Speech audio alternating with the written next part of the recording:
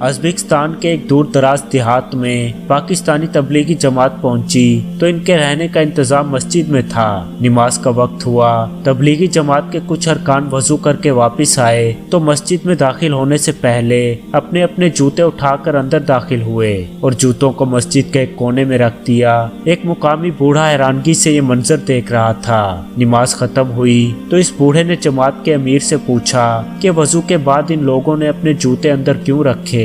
امیر جماعت نے جواب دیا، حفاظت کے لیے، تاکہ کوئی باہر سے اٹھا کر نہ لے جائے۔ بوڑھے نے پوچھا، کیا آپ کے ملک میں مسجد کے باہر سے جوتے چوری ہو جاتے ہیں؟ امیر جماعت نے کہا، جی ہاں، بدقسمتی سے۔ تو بوڑھے نے کہا کہ پھر آپ یہاں اتنی دور ہمارے ملک میں کیا تبلیغ کرنے آئے ہیں؟ تبلیغ کی سب سے زیادہ ضرورت تو آپ کی قوم کو ہے، کیونکہ ہمارے ہاں تو مسجد کے اندر یا باہر سے کوئی چیز چوری نہیں ہوتی۔